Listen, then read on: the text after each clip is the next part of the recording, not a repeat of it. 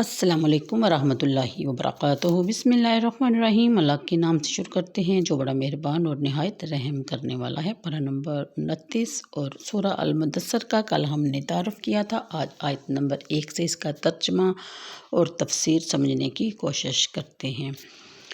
آیت نمبر 1، اے چادر لپیٹنے والے، اٹھیے اور لوگوں کو ڈرائیے اور اپنے پروردگار کی بڑائی بیان کیجیے اور اپنے لباس کو پاک رکھیے اور بتوں سے حسب سابق دور رہیے اور کسی پر احسان نہ کیجیے زیادہ لینے کی نیت سے اور اپنے رب کی رضا کے لیے صبر کیجیے۔ آیت نمبر 6 تک کا میں نے ترجمہ کیا۔ اب اس کی تفسیر کی طرف دیکھتے ہیں کہ آیت نمبر 1، وہ لباس جو جسم کو مس کرتا ہے اسے عربی میں شعار کہتے ہیں اور اس کی اوپر جو چادر کمبل وغیرہ پہنایا جاتا ہے اسے دثار کہتے ہیں۔ مدثر دثار سے ہی مشتق ہے۔ اس کا لغوی معنی ہے چادر یا کمبل میں اپنے آپ کو لپیٹنے والے۔ اس کی شان نزول کے بارے میں مذکور ہے کہ غار حرا میں جبرائیل امین جب پہلی مرتبہ وحی لے کر حاضر ہوئے تو اس کے بعد کافی عرصہ تک نزول وحی کا سلسلہ بند رہا۔ اسے فترات الوحی کا زمانہ کہا جاتا ہے۔ اسی عرصہ میں حضور صلی اللہ علیہ وآلہ وسلم پر بڑے قلق اور اضطراب کی کیفیت طاری رہی۔ کلام الہی میں جو چاشنی اور مٹھاس ہے، کان اب اس سے آشنا ہو چکے تھے اور اس کو دوبارہ سننے کے لیے سخت بےتاب تھے۔ اتنا لطف و کرم، پھر سکوت، اور وہ بھی اتنا طویل۔ قبض کی یہ کیفیت بڑی صبر آزما تھی۔ دل بے چین اور کان بےتاب اور آنکھیں مشتاق آہر، پھر در رحمت کھلا اور سلسلہ وحی شروع ہوا اور اس کی حالت حضور صلی اللہ علیہ وآلہ وسلم خود بیان فرماتے ہیں۔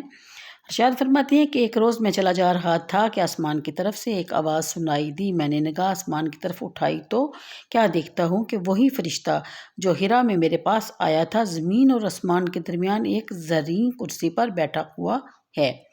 یہ منظر دیکھ کر مجھے خوف محسوس ہوا۔ گھر واپس لوٹ آیا اور میں نے کہا زملونی زملونی ودثرونی، تو انہوں نے چادر یا کمبل مجھ پر ڈال دیا۔ اس وقت جبرائیل امین آ گئے اور پیغام خداوندی آ کر سنایا۔ اس خطاب میں بھی اس لطف و عنایت اور محبت اور پیار کا اظہار ہے جس کا تذکرہ آپ ابھی سورہ المزمل میں سن چکے ہیں اور پڑھ چکے ہیں۔ کہتے ہیں، اے نبوت اور اس کے بارے گراں کو اٹھانے والے، صوفیہ کرام نے اس خطاب سے جو معنی سمجھا ہے علامہ آلوسی کے الفاظ میں سماعت فرمائیے، جس کا ترجمہ ہے کہ اقلیم معرفت کے بعض سرداروں نے اس کا تو یہ معنی بتایا ہے کہ اے انسانی شکل و صورت سے حقیقت محمدیہ کو چھپانے والے یا لوگوں کی نگاہوں سے اپنے آپ کو مستور رکھنے والے، کہ تیری حقیقت کو اللہ تعالیٰ کے بغیر کوئی اور جان ہی نہیں سکتا۔ اس کے بعد علامہ موصوف نے چند اشعار لکھے ہیں، ان میں سے قصیدہ بردہ کے اشعار بھی شامل ہیں۔ چند ایک کا ترجمہ ہے کہ اس دنیا میں سوئی ہوئی قوم جو محض خیالات سے اپنے دلوں کو بہلا رہی ہے، حضور کی حقیقت کو کیسے پہچان سکتی ہے؟ علم کی انتہا تو یہ ہے کہ آپ بشر ہیں اور اللہ تعالیٰ کی ساری مخلوقات میں سب سے بہتر ہیں۔ قرآن کریم کے معنی سمندر بڑا عمیق ہے، اس کی تہہ تک کون پہنچ سکتا ہے؟ اس کے اسرار اور معارف کے موتی انگنت ہیں، ان کا شمار کون کر سکتا ہے؟ آیت نمبر 2، آغاز نبوت میں اللہ تعالیٰ نے اپنے رسول کو جو ہدایت دی، جن احکام اور ارشادات سے نوازا، اس سے بہتر کوئی لائحہ عمل ہو ہی نہیں سکتا۔ یا ایھا المدثر کے محبت برے خطاب کے بعد پہلا حکم دیا جا رہا ہے کہ اٹھیے، کاہلی اور بے پرواہی سے نہیں، پکے عزم اور پوری سنجیدگی کے ساتھ اٹھیے۔ آپ کے گرد و پیش بسنے والی مخلوق غفلت کی نیند سوئی پڑی ہے، اسے خبردار کر دیجیے۔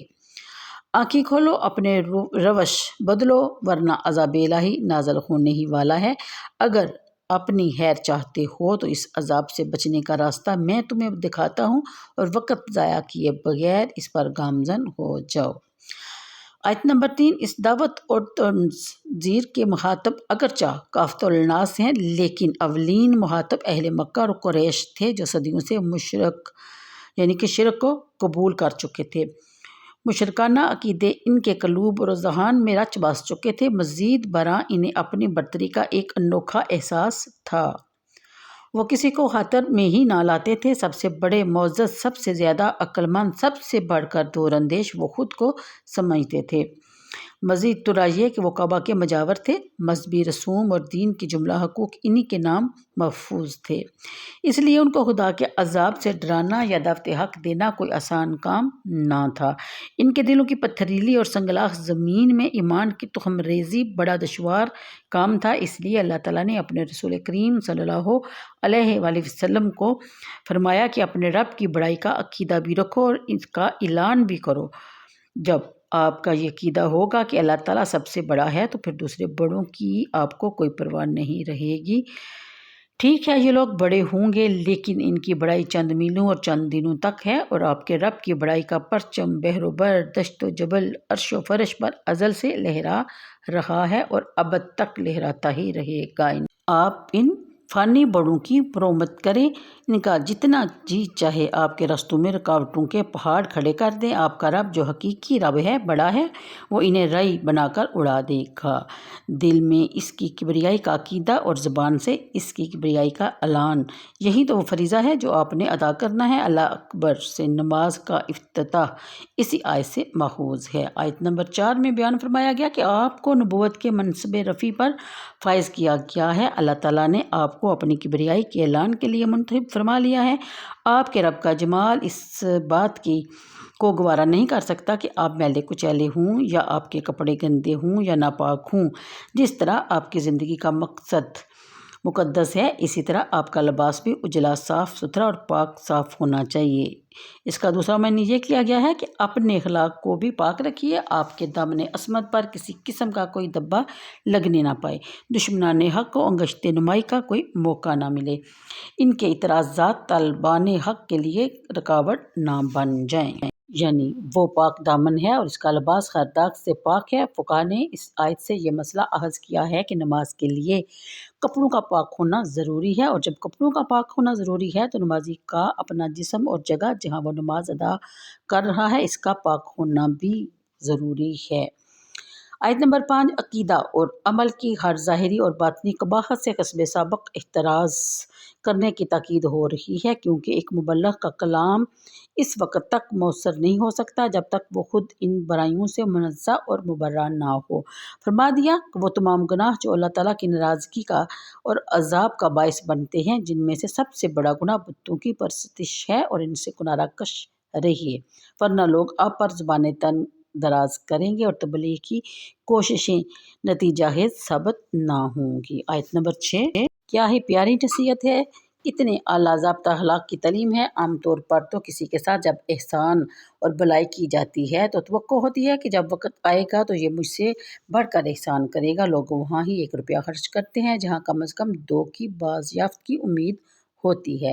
اللہ تعالیٰ نے اپنے رسول مکرم صلی اللہ علیہ وآلہ وسلم کو حکم دیا کہ ہدایت کا جو احسان آپ ان پر فرما رہے ہیں، معرفت الہی کی جو دولت آپ انہیں عطا فرما رہے ہیں، یہ بڑی بیش قیمت چیز ہے، لیکن بھولے سے بھی یہ خیال آپ کے دل میں کبھی نہ آنا چاہیے کہ آپ کے دست مبارک پر مشرف باسلام ہونے والے اس احسان عظیم کا معاوضہ آپ کو دیں گے۔ آپ محض اور محض اپنے رب کی حکم کی تعمیل اور اس کی رضا کے لیے یہ کام کریں اور کسی انسان سے اس کا معاوضہ کی قطعاً توقع نہ رکھیں۔ آپ کا رب خود آپ کا اس کا اجر عظیم اور اجر غیر ممنون عطا فرمائے گا۔ ہر قسم کی لالچ یا منافقت سے بے نیاز ہو کر آپ دعوت حق کا فریضہ انجام دیں۔ اس آیت کا ایک اور مفہوم بھی بتایا گیا ہے کہ آپ اپنے پروردگار کی عبادت، اس کے دین کی تبلیغ اور اس کے نام کو بلند کرنے کے لیے جو کوششیں کر رہے ہیں، ان کا بڑا اور کثیر سمجھ کر اس پر نازا نہ ہوں، بلکہ جتنا بھی آپ جدوجہد کریں اس کو قلیل اور حقیر ہی سمجھیں۔